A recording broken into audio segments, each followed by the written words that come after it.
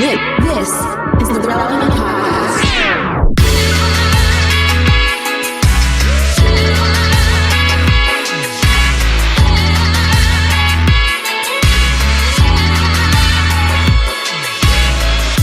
It's episode 995, and it's the Relevant Podcast here in Orlando. I'm your host, Cameron Strang. And joining me from Loverland, Virginia, is Jesse Carey. Hello, hello. From Austin, Texas, author, speaker, podcaster, Jamie Ivey. Hey, guys. And Derek is out this morning, but sitting in once again from San Diego, California, our very own Gabrielle Griffin. Hi, guys. We have a great show in store for you today. Coming up later, Eugene Cho joins us. He is one of our favorite faith leaders. He used to be a pastor in Seattle. Now he heads up Bread for the World. He is an amazing guy. We wanted to talk to him about kind of the challenges a lot of nonprofits are facing now, especially with inflation. Donations are going down, things like that. And then talk about how we can get involved and help, make a difference and stuff. So don't miss that conversation. It's an important one. And at the end of the show, instead of a game, Tyler's he's on a little mini vacation right now. We have a little table topics, a little cast interaction segment. So don't miss that as well. But before we get rolling, a little behind the scenes. This is an audio medium, but we share pictures with each other. Mm-hmm. And Jamie, it kind of seems like you're having a rough morning right now. Listen, I'm running to the office to make it for this podcast, which, if you listened last week, I was late. Right. And so I get here and I tell Corey, I was like, all I have to do is make me one cup of coffee. Give me time to make one cup of coffee. Sure. So I go in, plug my computer in, the mic set up, I'm ready to go make my coffee. I pull the creamer out of the fridge. And what do you do when you pull the creamer out of the fridge? Unscrew the cap. You hold it in your hand and pour it into your coffee. No one shakes it up? No, you shake it. No, I do. Yeah, I use oat milk, so you got to shake it. Me too, oat milk. So I pull it out of the fridge. I just gave it a quick shake. Lid goes off. Milk goes everywhere. Oh, no. And here I am. I'm like, y'all are waiting on me. Now I have to get on the floor and clean up spilled milk. There was no crying, but I was like, there were curse words. Yeah. I have so much empathy for you. Yeah. So I had milk all over the floor, but I did finally get my coffee. But I hate starting mornings like that. That is what I have to say about mornings like that. I hate it. Yeah. I will say this. So Gabs works 3 hours behind the East Coast. So like we have people in Paris and all the way to California. So we have a team meeting at 11 o'clock Eastern. And Gabs comes on, which is 8 o'clock her time. So she's usually just gotten up. And it is 3 out of 4 meetings that Gabs will either be a minute or two late or a minute or two into the meeting, all of a sudden her camera goes off. And every time it's because she poured coffee all over herself. Because she's scrambling and trying to get settled real fast, and coffee goes everywhere. No, I don't know what it is. It's like I finally have determined that I just have to slow down in every area. I just have to slow down, because what'll happen is I'll get stressed out thinking about like the 100 different things I got to do, and then I'll get the stressed out shakes. Do you know what I'm talking about? Where you're like super worried about having to do a million things at once, and your hands actually start like jittering because you're just like, oh my gosh, I have that to could get be the this coffee done. too. Well, yeah,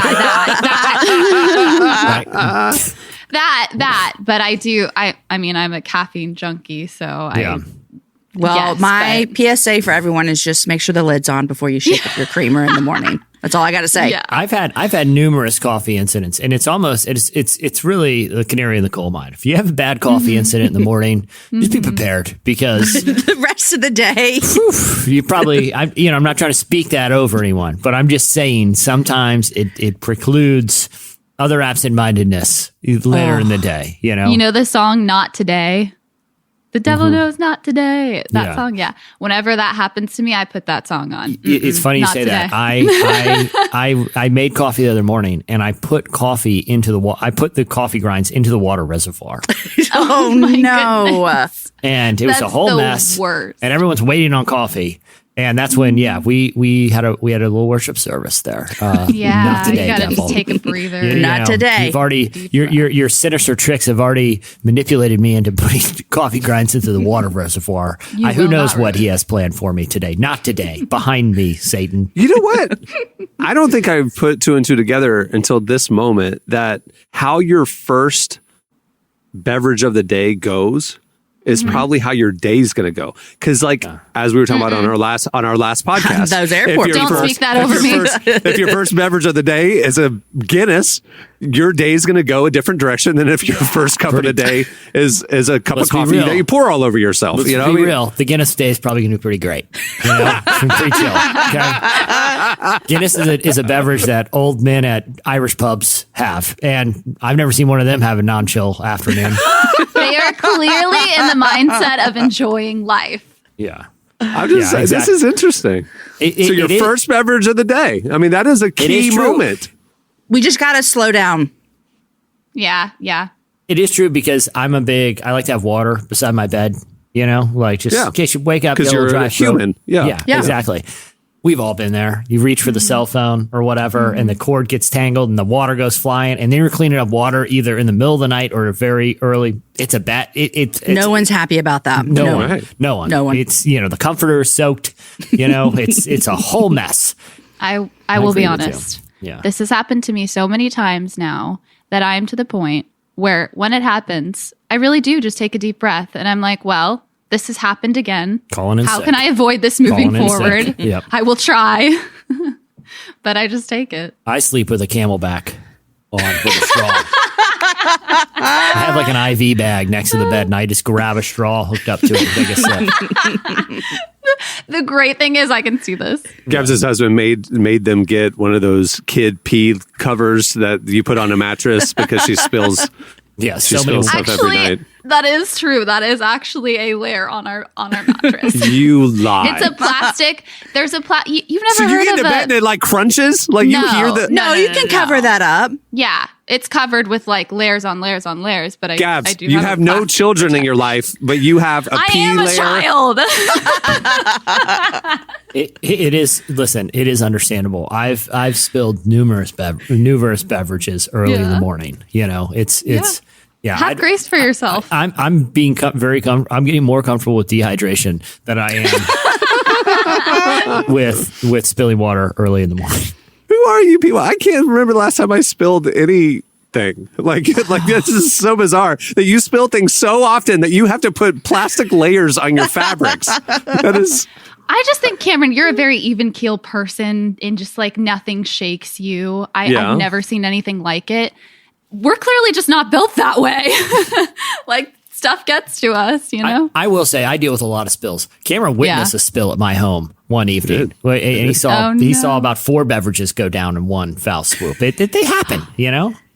We were poolside. Was it your children though? No, we were poolside, and his lovely wife Dana was bringing us poolside beverages on a tray. She gets right up to us and there was a gust of wind, and whoa, and like it was like, well, the problem is one fell, and then the liquid took them all disperses down. the weight, and then they start slowly going down in slow motion. You know, and then she's like, "Whoa," trying to save it, you know, and like, nah, they're all gone. Poor Dana looking at the drinks. Yeah, just, Aww. Yeah. All right. Well, hopefully you lovely listeners have not had any beverage issues so far in your day today, and it's going to be a good day. All right. That'll do it. Stay tuned. Up next, it's Slices. Baby, ooh, as I go.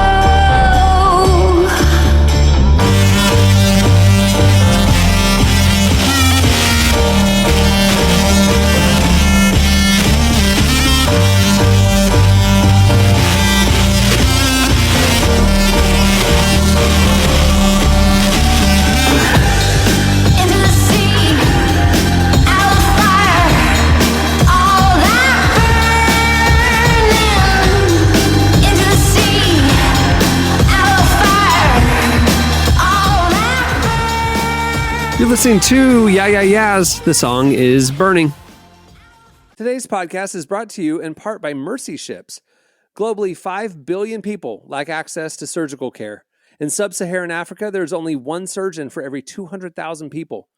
Mercy Ships provides free, life-transforming surgeries for people who have little to no access to medical care. They help the blind see, straighten twisted limbs, remove deadly tumors, treat cleft conditions, and so much more. With state-of-the-art hospital ships, they provide safe surgery to children and adults living with treatable conditions, and it's completely free of charge. They do all this work with an all-volunteer crew of professionals who donate their time and talents. surgeons, stewards, nurses, engineers, and more make the world a better place. Your donation today provides free, safe surgeries to people in desperate need of help. All gifts are matched, so please donate today at mercyships.org/relevant. Today's podcast is brought to you in part by Tim Tebow's book, Look Again.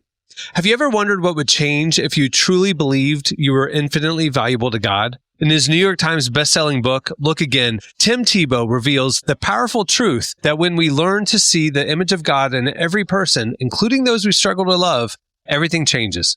Tebow shares incredible stories from his work with people the world often overlooks, and it will challenge you to stand up to the lies, rediscover the worth that everyone has, and impact the world for good.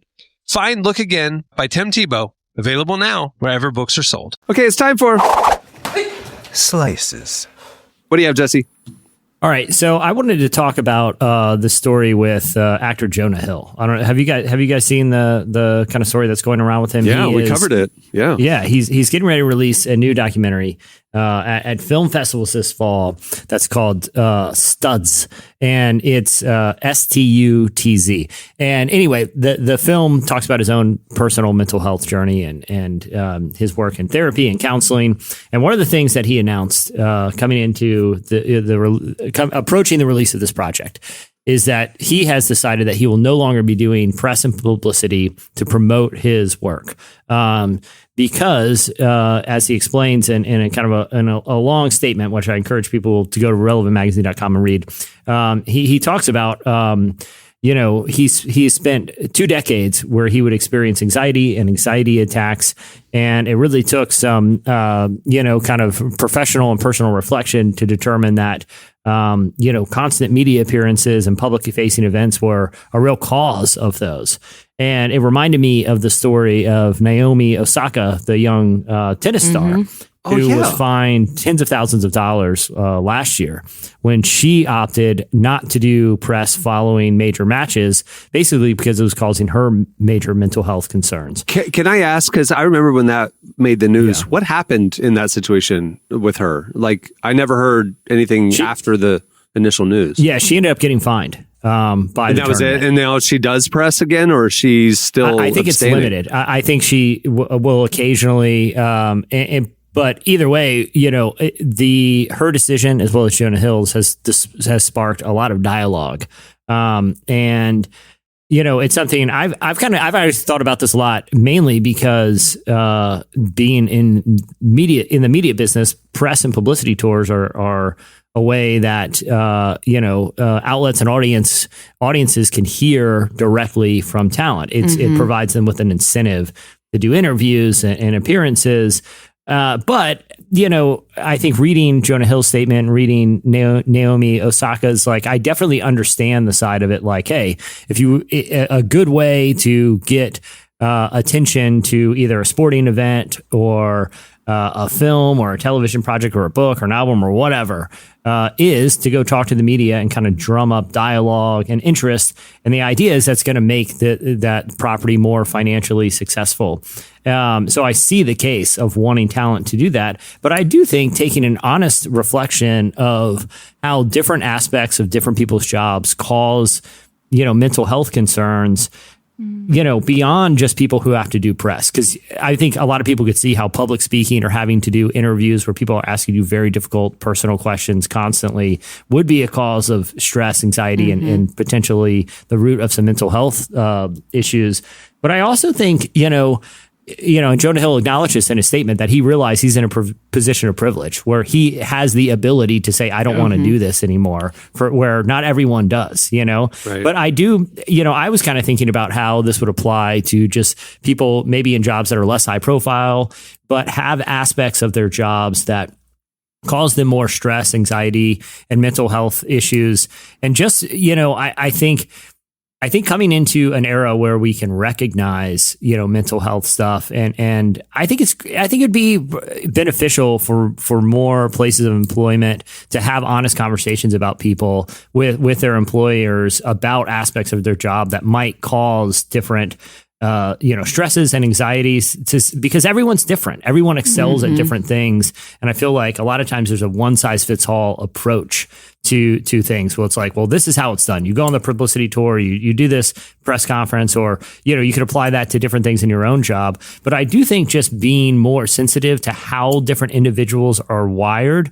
Some people like doing stuff like that. There are certain things that I might not find stressful that someone else might, find stressful. But I think the more we understand the impacts of mental health, hopefully the more open, dialogue about this would become. Because even if you're taking the sports team analogy, I wouldn't expect someone who is really good at one aspect of their game to play a different position just because another player happens to not be good at that. Like, I think having jobs and different duties be adaptable, not just to physical or educational, qualifications, but for understanding different people have different mental health concerns or emotional strengths and weaknesses. I think it could benefit a lot of people, even if there are, some quote unquote negative consequences.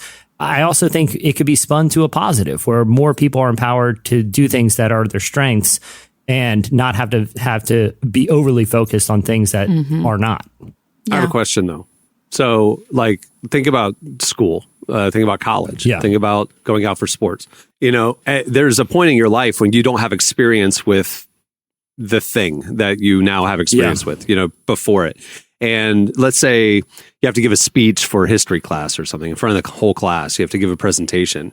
You've never done that before. You're terrified. You are restless. You're nervous. You're not sleeping the night before. You're terrified, right? You have to do it because everybody has to do it. And it develops a skill set in you. You didn't die. I made it. Oh, I did okay. And it builds some confidence in you. It builds some, muscle memory for the next time you're going to have to be in front of people. And you get experience by doing it. And on one hand, that is a normal part of life. We all are put into situations that stretch us. Maybe we don't want to do it. I don't want to pay tax, whatever it is, but we have to do it. And that's part of life. If we were to listen to just the person saying, no, it's bad for my mental health, I don't want to give the speech in front of the class, it makes me too anxious. And then we just say, okay, then you don't have to. Then that person regresses in life. They don't grow. They don't develop. What's the balance is my question. Yeah. I think it's a little different because I've heard professional athletes, like you mentioned already, talk about that's my job is to get out on the field and play football. I didn't sign up to be have to go to all the press stuff afterwards and before.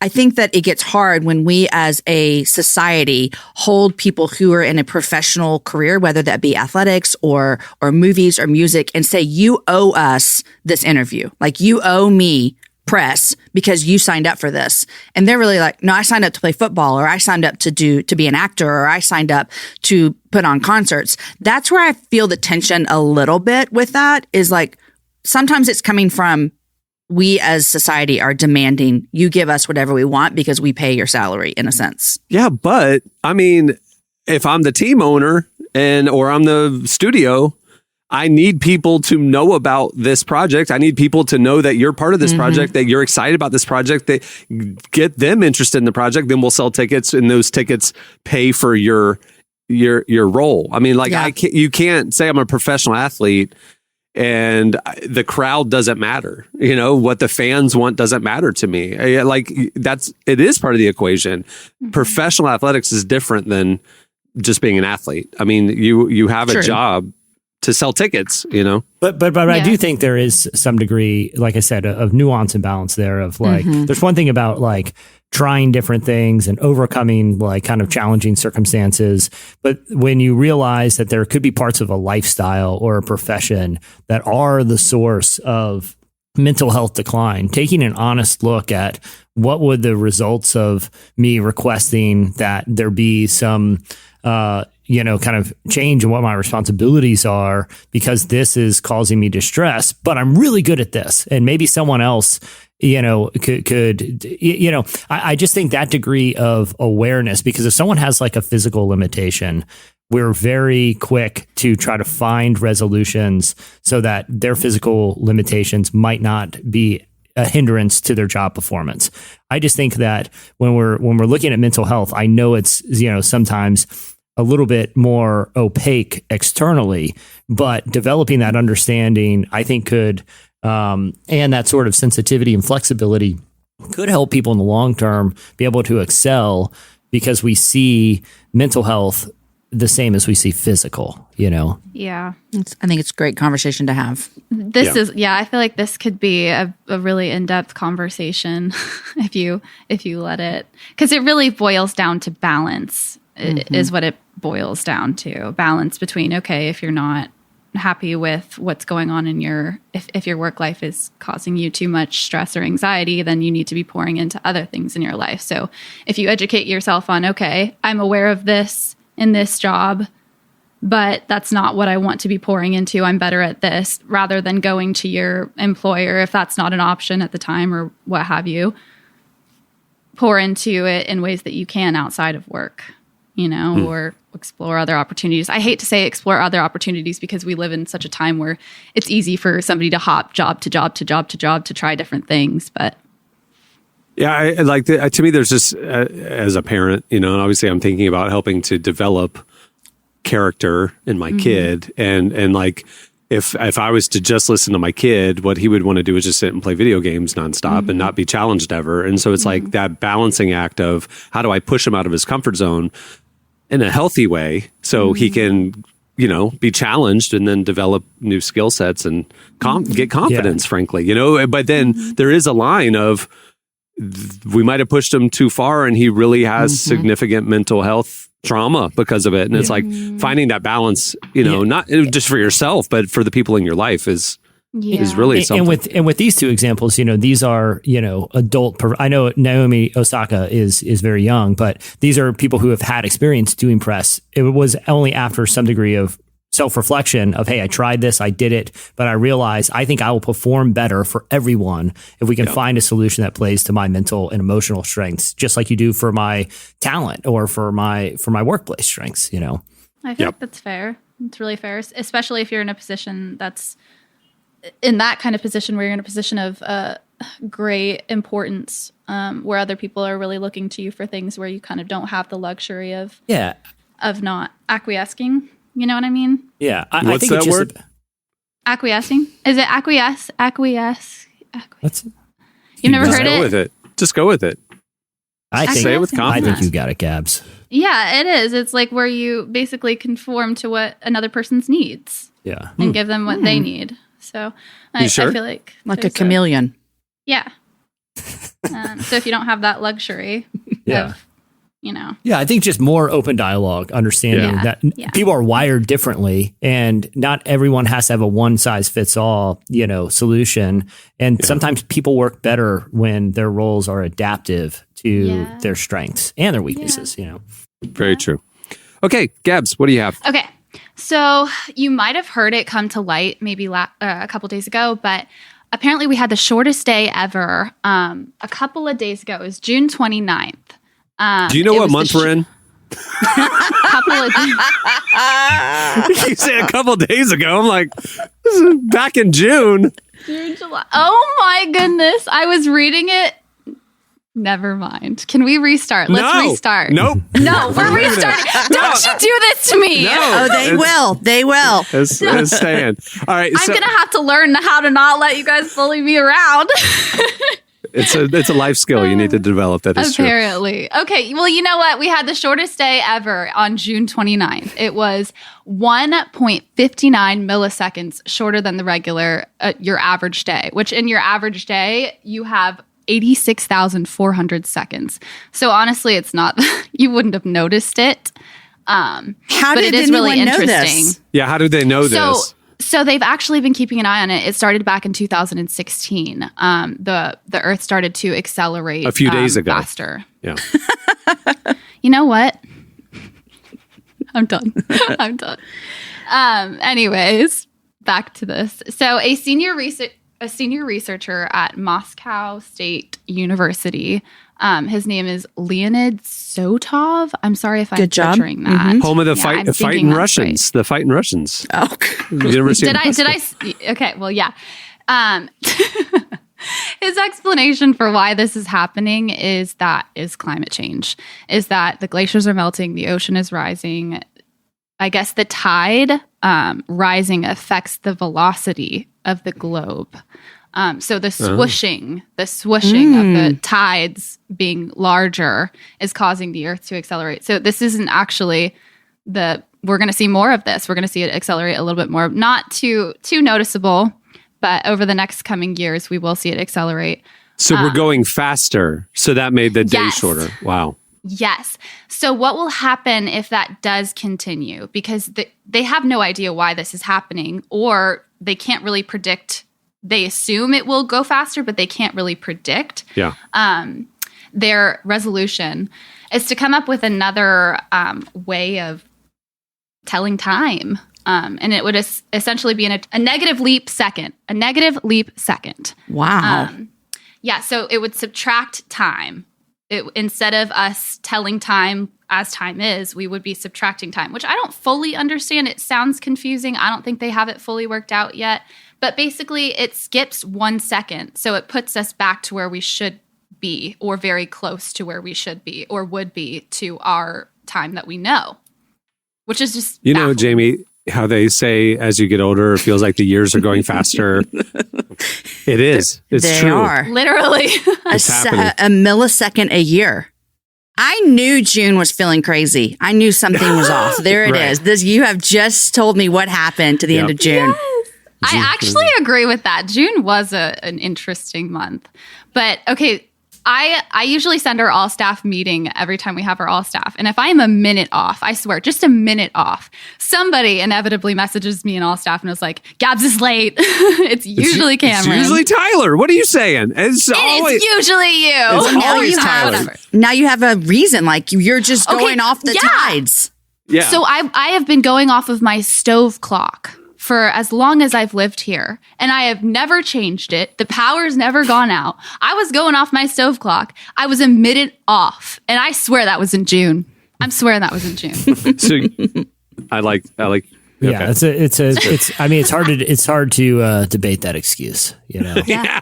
I was late for a staff meeting because the Earth is climate spinning change. faster. Yeah, the oceans are bigger, and who can tell time anymore, right? It's all changing. It's all relative. Okay, Jamie, what do you have? Okay, so do any of you guys have a show that you have watched where you unintentionally, like it wasn't part of it, you learned a life-saving tip? Okay, so did anyone watch Punky Brewster? No, this is a long, Gabs, you were probably not even born. Punky Brewster, She one wasn't time, born, first of all. one of them got locked in a refrigerator and it was outside, and then she passed. Like, I am so terrified. If Wait, my finish kids that go- sentence. You said you were locked in the refrigerator and she passed? Like the character No, died? she didn't die. Sorry. As I was saying that, I couldn't remember if she passed out or not, so I stopped. But I just have this memory of like, don't go into a fridge, and so Right. I get really anxious around things like that. But this is You what the get story anxious is. around fridges? I get anxious about things that are outside that you could get locked in. I get anxious around things that are outside that you get locked in. Like when I had little kids, I mean, all I could think about was Punky Brewster's friend getting locked in that fridge. I'm sorry, but this is never going to get lived down. Don't let Jamie in your kitchen. Not your fridge in your kitchen. Listen, our second office would have given you hives. Okay, so this is back in like 2004 to 2008. We moved into and renovated it and everything, but the building was a former American Express credit card processing center, like where they literally Okay. like made the credit cards and then mailed them out, like put your number on it. So what's built into this building? A huge vault. Vault, probably 40 feet long by 20 feet wide. Metal vault on all sides with the big old bank vault door. Okay. So we move in, Relevant Media Group, and there's a vault in the middle of the office. And so what do? I put all the interns in there. So like, Oh my gosh. all the intern desks, that was the intern area, was the vault, right? Does the But door shut? If If they we get locked in, it's the interns. it's a real bank vault door. We never closed it because if I don't know how we would have opened it. So That's yeah, insane. I would It have was had just- anxiety that somebody would have been walking by, Yeah, and it just- accidentally hit the door, and then it closed, Yeah. and then Yeah. I'm stuck Yeah. in there, and I missed dinner, and what I do we know. do? I Yeah. know. There was 2 like air vents for like, people who might get trapped. There was like air vents that you get in, but they were very, very small because, obviously thieves. So yeah, it was this huge metal vault in the middle of our office. You would not have enjoyed working there. Okay, so yeah, see, I just told you a little bit about my childhood that I'm still wounded by, but apparently these things can turn out good. So right now, it is the 30th anniversary of a Simpson classic, the episode Homer at Bat. Now, let me tell you, I was not allowed to watch The Simpsons No, me growing neither. up, which Neither was I. Oh, on Sunday, my pastor referenced The Simpsons, and I was just like, man, I totally missed this whole part of life. But anyhow, 30th anniversary of this episode called Homer at Bat. And in this episode, Homer eats too many donuts and starts choking, and his coworkers don't know what's going on, but then they see the poster, the poster in restaurants and places of the Heimlich remover. Yeah. And I'm assuming that they save Homer's life since he went on to have plenty more episodes. But since it's the 30th anniversary, you guys were sharing over on the Relevant webpage about how there have been stories of people coming forward saying, hey, I was with somebody, they were choking, I remembered this episode and I saved their life. And so maybe some of this mindless TV that we talked about last week, who knows what we're going to learn and what we're going to pick up on. But thank you for Homer at Bat, because that episode has saved people's lives. I've read several stories of people who learned how to do CPR because of The Office had the staying alive, and the person Yes. saw that, and then somebody had a heart attack, and they just did what they saw in The Office, and it saved the person's life. It's crazy. That's in the story too, and that happened to an Arizona man. He found a woman unresponsive, and that's what he remembered was from The Office. That's amazing. Yeah. Me what a too. great I took story. CPR class 20 years ago. I don't remember it, but I remember The Office. So it's yeah. I took a CPR class a couple of years ago, and it was traumatizing. So I definitely remember it. What was traumatizing about it? You had dummies that you actually put the panels on. They did the CPR, but they also did where you use the charger panels too. And the whole charger. Actually, it was my fault. I put the charger panels on the dummy and I joked and I was like, not clear. And everybody jumped, laughed, your but then it joke was it didn't go. It went over for half of them, and then the other half they were older women that were not happy with me. It was for the YMCA. Oh man, I'll never Well, forget. We've learned 3 things here today, guys: CPR, the Heimlich, and do not go in fridges that are sitting outside in a junkyard because you could get locked in forever. Don't or be an vaults intern at or don't be an intern at Relevant Media Group from 2004 to There you go. 2008. Yeah.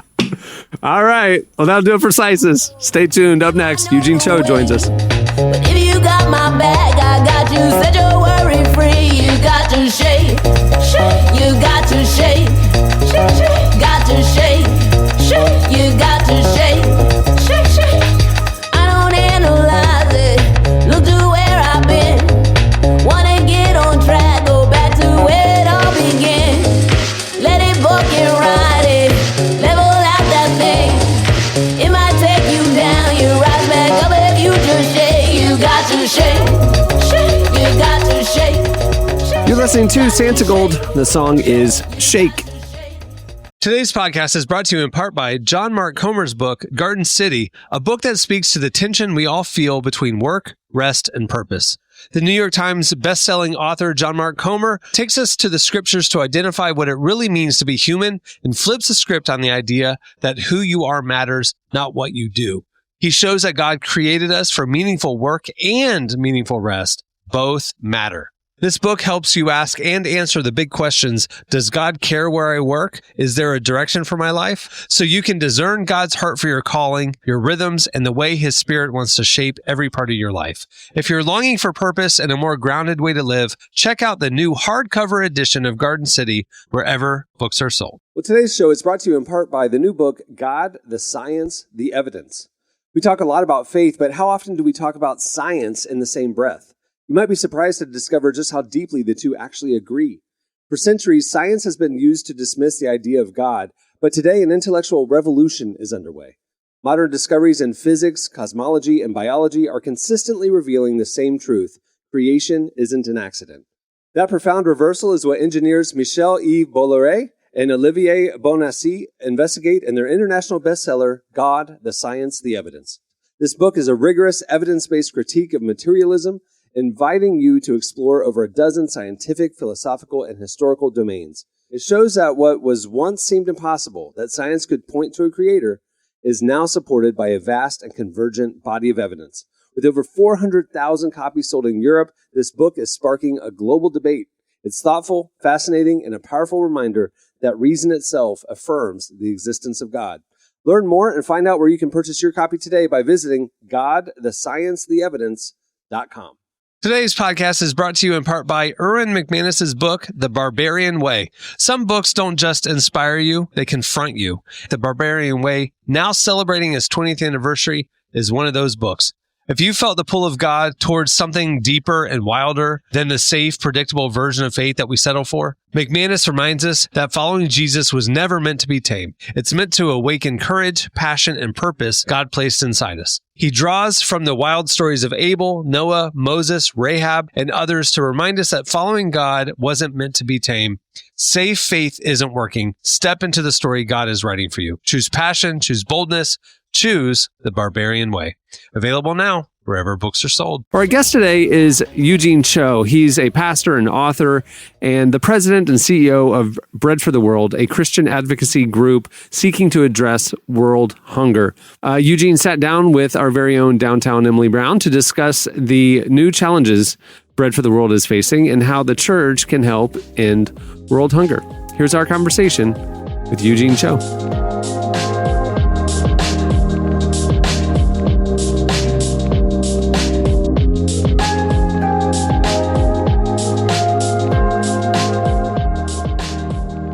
We're talking about Bread for the World. So I would love to know kind of really just how things are going. I know COVID really messed everything in the world up. And so let's start maybe in the US. How's world hunger been? How has COVID changed it specifically?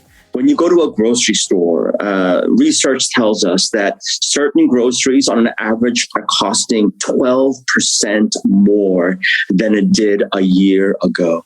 We're talking about gasoline prices going up, and the list goes on. And so as a result, if I can be somewhat candid, when I go to the grocery store, I guess in my privilege, I'll complain. I'll whine because the bread that I want costs 20% more.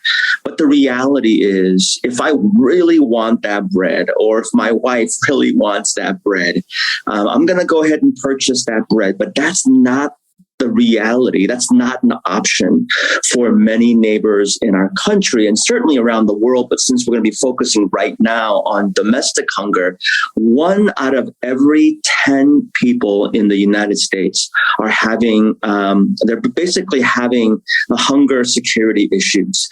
For Black families, it's the rates of hunger are twice as much as well.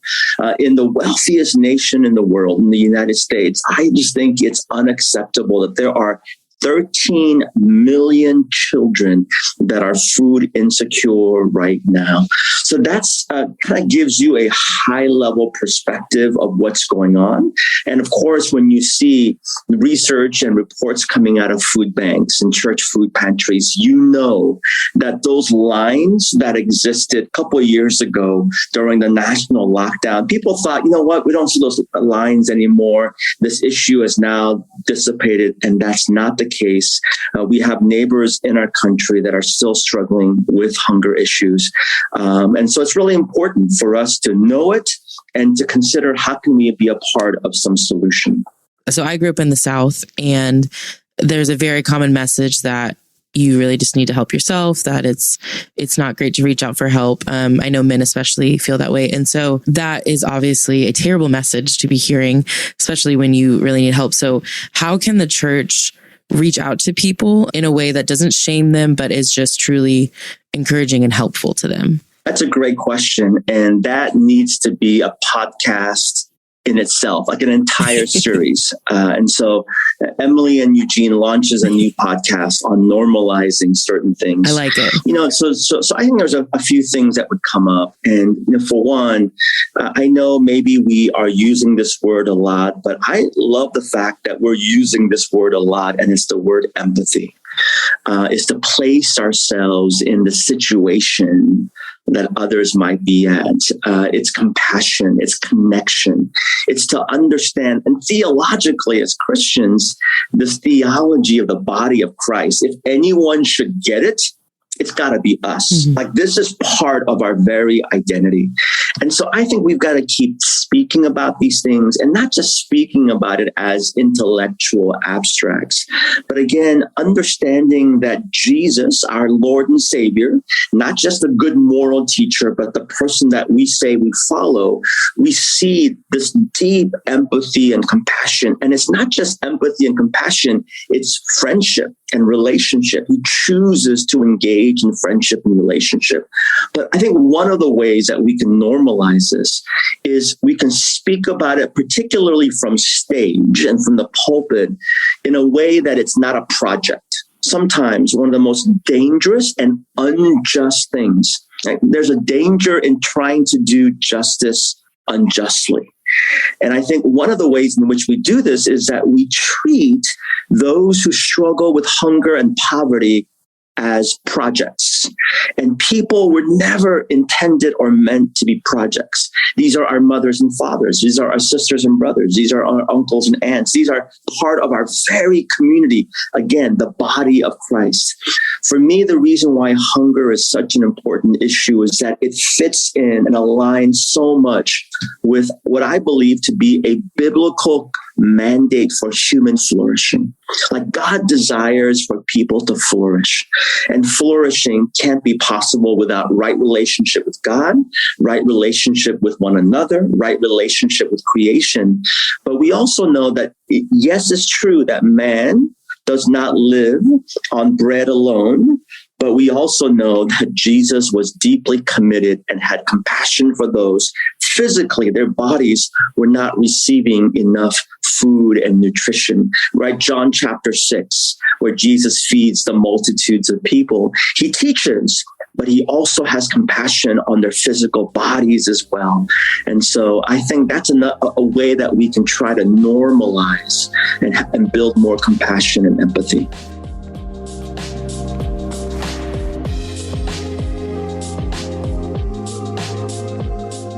How has COVID, and even like you said, like inflation, so many other things, how has that affected world hunger? And what is Bread for the World doing to address those different instances? We talked about 12% inflation costs of groceries in the United States. Prior to COVID, in some of the most vulnerable communities around the world, researchers tell us that approximately that some of the more impoverished communities, they spend about 40 to 50% of their income on food. Just let that sink in for a second.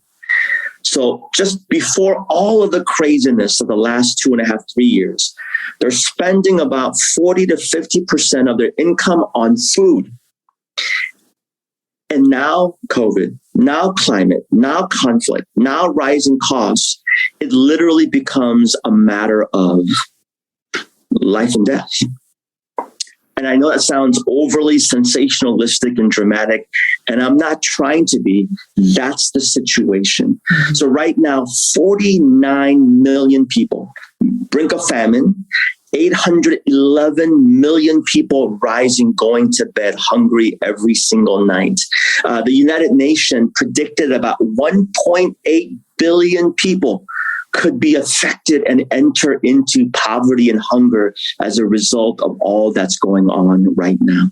So Bread for the World, we're like urging our lawmakers to do, again, all that we can. And we're grateful for that. A few months ago, we were part of a coalition of organizations and advocacy, NGOs, that were able to advocate for a $5 billion emergency humanitarian food, nutrition, and humanitarian assistance. as part of the Ukrainian bill. During that time, we were suggesting we can't just focus on Ukraine. That Ukraine's important, but let's not forget Afghanistan. Let's not forget Tigray and Ethiopia. Let's not forget Yemen. Let's not forget South Sudan. Let's not forget Myanmar. All of these things are going on.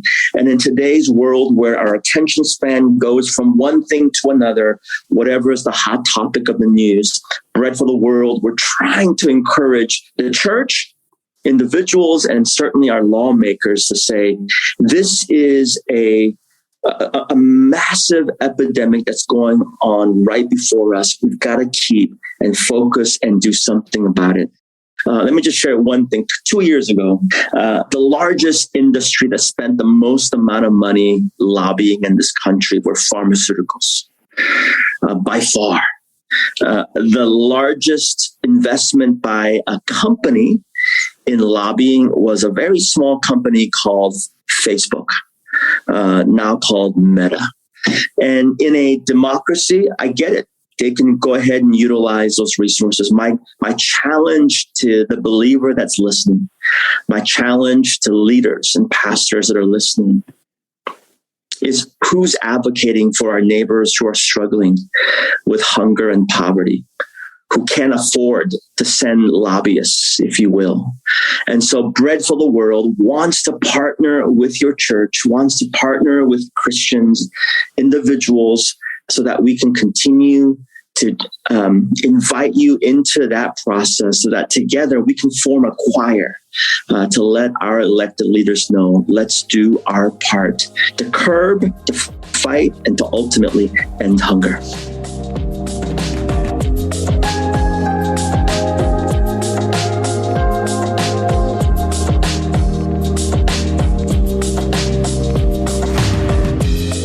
That was Eugene Cho. Make sure to check out the amazing work they're doing at their website, bread.org, bread.org.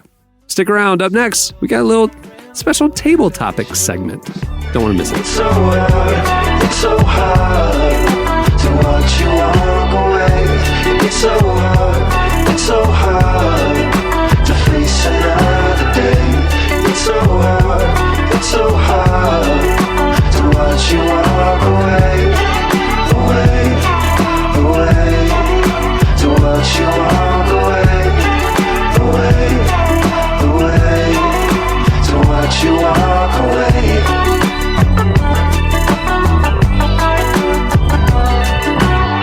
And I thought back in November, this would all get a little. You're listening to Bay Ledges. The song is Walk Away. Okay, so every once in a while, we like to just, kick back and get to know the cast a little bit more. Derek's not here this week. Gabs is sitting in. So I grabbed a selection of get to know you icebreaker questions. I like to call them table topics. And I figured I would just do a little potpourri, a little round the horn. What do you think? Yeah, let's do it. Let's go. Let's do it. All right. Here we go. In no particular order. If you could only have one sense, so I'll restate them for you: sight, taste, hearing, touch, and smell for the rest of your life. One sense for the rest of your life. Which one would you choose and why? I would probably, the old saying that if you like when you lose one sense, the other ones get stronger, you know? Uh-huh. I would choose, it's going to be an odd choice for a lot of people, but I would choose to have smell because inevitably I would have the greatest nose on the planet.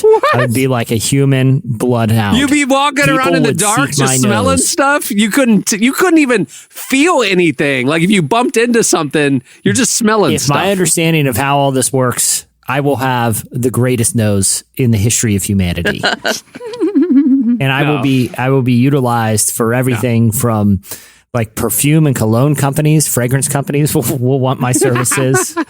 Like I said, old British detectives and investigators. But in the same line of thinking, let's say you have sight. Sight would be my choice, right? Mm-hmm. So I'm thinking sight just because you could read, you could be intellectually stimulated, even if you can't hear or taste anything. But in your line of thinking, I would have the best peepers in the world. I could be spotting raccoons at 2 miles away. But here's the thing. They already have binoculars, okay? That exists, dude. Okay? very. Super smell. I don't think that smell technology. I've read this hey. actually is very unsophisticated. Okay. So what would enhanced touch be? What would super touch be? Again, we I need to know. Yeah. Well, use your imagination, friends. All right, ladies, which one and why? Was hearing one of them? Yes, that's a sense. Okay, well, I didn't know if you listed that off. I didn't hear you rattle that. I would go with hearing because music. Over sight. Yeah, I would go with music because, well, think about it. Your voice is the one thing that's like completely unique to you. Like you might look like somebody, but your voice is not going to sound like somebody else's voice. I feel like a voice is completely unique to each person, and it's something you can quickly recognize.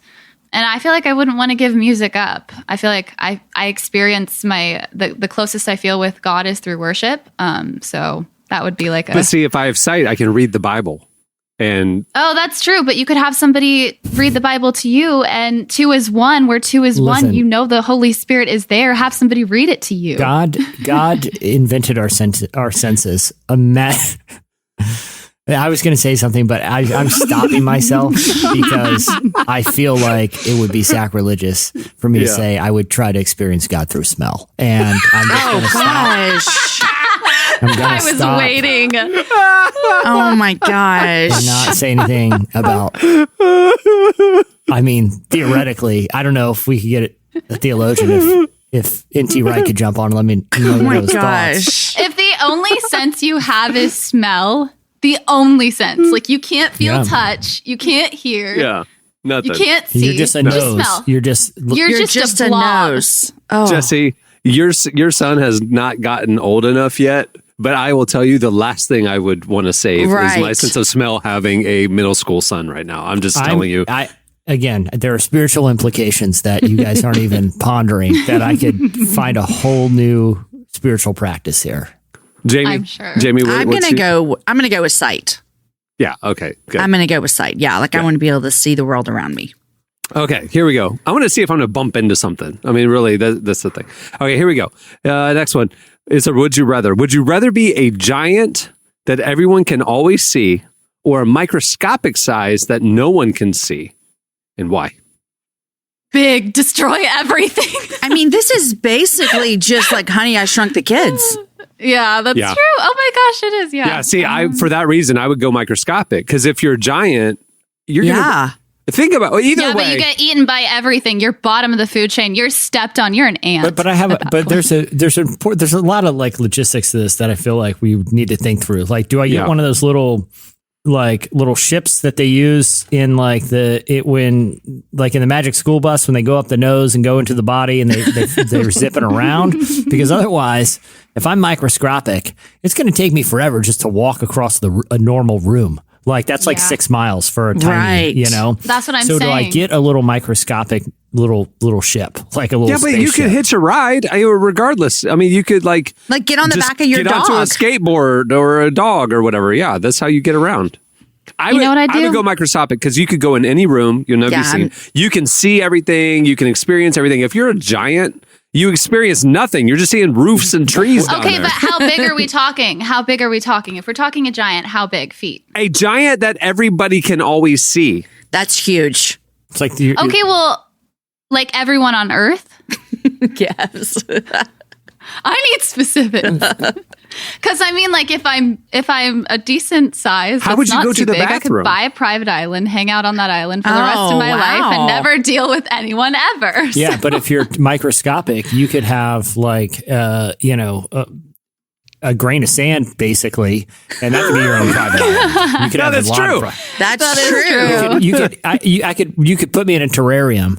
Like that like snakes. Pros and cons. And I'd be like, oh man, I got an exotic wonderland at my disposal. Did y'all see that terrible movie where I think Matt Damon starred in it, where they signed up to get downsized? I think it's called Downsized. Yeah. It's terrible. Don't go see it. It's dumb. But that's what this makes me think of. They all decided that, and then they lived in this whole new world. I remember that. Earth? Yeah, it was. I thought the movie was so dumb, but that's what you're asking us. Would we sign up to be downsized? Okay, we need to add a movie review segment to this show where Jamie reviews movies. Most of them, she's only seen the first half. So she's just going to mainly do the first half of the movie. But I like it. It's like the new Doctor Strange. I didn't see the end. Everyone's like, oh my gosh, the ending was so. I was like, oh, I only saw the beginning. I fell asleep. That's the story of my life. Yeah, I was in the same boat with that. I started watching it with my son and I fell asleep. And I'm like, okay, this is basically about a 2.5 hour wizard battle from what I can tell. The plot seems pretty irrelevant here. All right. If you could live in another historical period, would you? And if so, which one? Oh, that's hard. Everything's nice right now with AC and technology and yeah, and this isn't like you go visit it and you get to see it, walk around. There. You're living there for the rest of your life, kind of like Back to the Future 3, where Doc went to the Old West and stayed. Yeah. Okay, I'm gonna have to go with a period of time where romantics are still alive and poets are still very much alive and thriving. Oh. Where like that's like where it's not looked at for men to be romantic, for men being romantic to not be looked upon as like. What era are you talking about? I don't know. A period of time, whatever era that is, where romantics and poets like were Emily Dickinson era, like yeah, that? Okay. like maybe something like that. You realize, but they look so hot in all those dresses. They poured buckets of poop out the windows onto the streets, and that's they would go down the gutter. That's how. Well, am I going back in time? Like, are you asking me? Can I pick the era and then just go to it? Because then I'll just bring 2020. No, you gotta be in that. You gotta be that person in that time. Yeah, you're living there for the rest of your life. I don't want to go. There's a lot to think through, and I don't want to overthink this little exercise. But I'm assuming I get the knowledge I have now. I would go back to like 1800 and start writing away and be like, here you go. It's called the Chronicles of Narnia. You're going to love it. Instant bestseller. And steal the credit, Jesse. I mean, Tolkien or Lewis wouldn't even be bored. And I'd be writing it from memory. And I've only read it like one time when I was a kid. So it would be a wildly different story. It's like these men are born and they're like, wow, this feels familiar. They read it and they're like, I could have come up with that. Yeah, I'm just going to, all the good ideas that have been come up with between 1800 and now, I'm going to be like, dude, you guys are going to love this. Batman, okay? Just listen, okay? Here's the concept. I would probably go Wild West. I'd probably go Old West. Oh, wow. Because again, the bathroom situation is fine because it's not like being poured into the streets because you're just out in the wilderness. So you just kind of take care of that. So it doesn't stink. So that'd be big. What else is appealing about that? Yeah, so it seems like a lot, Cameron, of your decisions about where you're living is coming down to the plumbing situation. Yeah. Like when was John? It's a big deal. When was John Crapper born? Exactly. Wait, y'all don't know that's his real name. Yeah. Like, No. Gabs is laughing like he made a joke. John Crapper invented the toilet. Yeah. As What? he should. Yeah. So is that where the term comes from? Like that feels weird to ask. Like yes, but he didn't invent it. He was the second guy. He made it mass market. Like he's the one who like rolled it out. The invention technically existed previously, but you guys, how famous must you feel to have crap be used on a daily basis? Oh my God. What a legacy. He invented the crapper. Wow. Or I could just go back in time to the era right before he invented the crapper, invent it, and then that would take care of both my issues. Number one, I'd be really rich and famous forever. And number two, no sewage in the streets because I invented the crapper. And no foul language that your mom tells you not to say the word crap. So there you go. There you go. Everybody be saying strang like as a cuss word. I don't know for certain. I'm sure this is documented somewhere.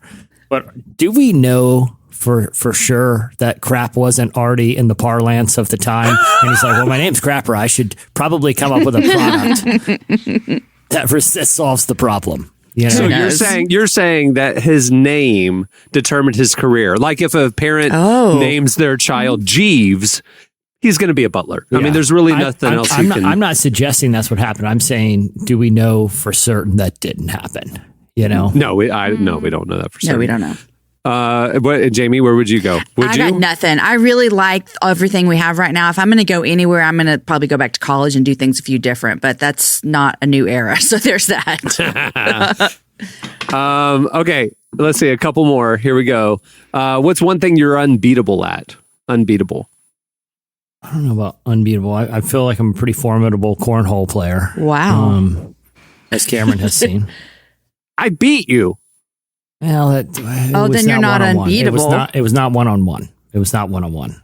It was playing on teams. So you're saying that me and my son versus you and your son, our first time ever playing cornhole, mind you, beating you and your son, you're throwing your son under the bus because you're unbeatable. It's on him. You're saying it's completely his fault. I'm just saying it wasn't one-on-one. You can interpret that however you like. I like to think that I could still like beat my boys at basketball, which is the dumbest thought that has ever come across my brain. But I kind of joke with them like I'm going to beat them, which I never do. So I don't know that I have anything that I'm unbeatable at. Nothing. Gabs? I can crush a bag of candy faster than anyone. Oh, that's good. That's pretty useful. Which actually, recently, apparently it came to light that Skittles are like toxic for humans. Well, duh. They shouldn't even be like on the shelf. But I'm just thinking they're a ball of sugar. All like, that it's just dye. harmless. Yeah. But it's like actually like chemicals in it. How do you think Gabs? Ignorance is bliss. You'll be fine. People need Skittles. I don't want to know. You'll be fine. These are just scare tactics. Who cares? People drink Gatorade all the time, and that looks like, fluorescent paint. It's fine. Don't worry about it. Yeah, and they say it's healthy for you. Yeah, exactly. I do it. Okay, last one. What's your best college memory? Oh, I mean, Jesse has a library of yeah, them. that's what I'm saying. I feel like one of those last scenes of The Office, or like when Dwight asked Michael, "Hey, what was your favorite memory?" And he's like, "All of them." Not to be sentimental, but I had a blast in college. Like, it would be hard to identify a single memory in college that was the best. It was just a good time. I wish I could go back to college and have the kind of experience that you just said. I did not have a blast in college. I was having a lot of fun, but it was like not appropriate and don't remember a lot of it. I wish if I could go back, I really would want to do college over, and I'd want to be like, have fun and make friends and do all the fun things. I want those years back. Jesse and I were at a unique university in the sense that it was a Christian school and it was a residential campus. So everybody had to live on campus. It was about 4,000 students. So it was small, but it was Division I athletics. So like we're playing all the huge schools, all the Big 12 schools and stuff like that. And so it was this weird thing of like, you knew everybody, but it was big enough that there was a ton of stuff to get involved in, but there was this weird kind of bubble culture because we all lived there, and it was a really interesting environment and a lot of fun. I agree, Jesse. I don't know this. Is that where y'all met? This is totally off subject, but no. We just happened to go to the same school. Jesse, years later, interned at Relevant. That's how we met. Oh, wow. Okay. Yep. Yeah. But two proud ORU grads, Biffles from the get-go. Yeah, there you go. Gabs, what's your favorite college memory? I don't have one. I really don't. I'm going to be honest and say that I'm still taking classes right now, and I really never had the college experience to where like I actually went to university and stayed at a dorm or any of that. Like, I've always done online school while I have worked, and I usually only do like a class or two at a time. But it's been great. So the whole thing is a great memory. Jamie, you could do that. You could just start taking classes again. Well, I don't want the education again. I just want the experience. You should, Jamie, I think you should start like an old school scenario where you just start a sorority where you do all the fun college stuff. Right. As like a 44-year-old mom. Yeah, that sounds exciting. Yes. Just start a community group. Yeah. Honestly. That's what it is. Oh, yeah. There you go. Yeah. Anyway, there you go. So there's some random table topics. I love doing those because I feel like I get to know you guys a little more each time. Mm-hmm. Well, before we wrap things up, I want to thank Eugene Cho for joining us today. Make sure to check out bread.org to see how you can help bring an end to world hunger. Also, while you're online, head over to relevantmagazine.com to see all of our content every day. We're posting the intersection of faith, life, culture, and justice every weekday.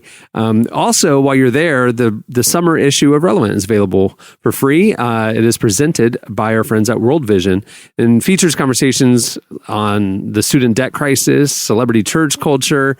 We have culture shapers like John Favreau, Naomi Rain, and a lot more. Go check it out. It's available for free thanks to our friends at World Vision. Also, if you are a Relevant Plus subscriber, you can get your ad-free enhanced edition right there in your account dashboard. And if you haven't checked out Relevant Plus, it's the best way to experience our content. It's ad-free everything. This podcast, ad-free, and exclusive subscriber podcast each week of uncut interviews with a lot of these people that you're hearing like 3 or 4 or 5 minutes here on the show. Well, you want to hear the other 40 minutes of that conversation? Yep. Become a Relevant Plus subscriber and you'll get that podcast every week.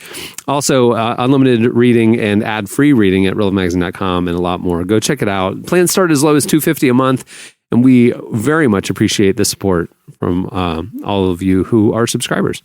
Also, while you're at the site, make sure to check out our weekday devotional series, Deeper Walk, which is presented by Lumo.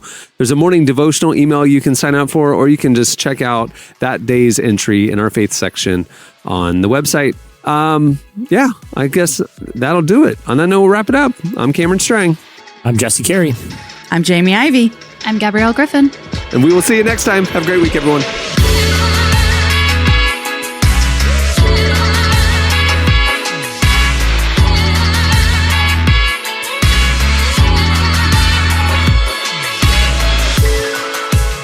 For listening to the Relevant Podcast. Check out our features, interviews, and news updates every day at relevantmagazine.com. And make sure to follow Relevant on Facebook, Twitter, and Instagram for the latest. For more great podcasts, browse the shows on the Relevant Podcast Network, which you can find at our site. And while you're there, don't miss the all-new era of Relevant Magazine. A new issue releases every other month at relevantmagazine.com.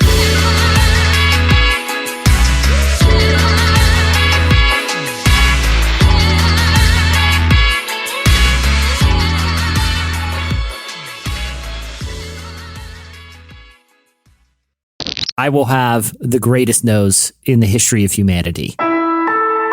Relevant Podcast Network.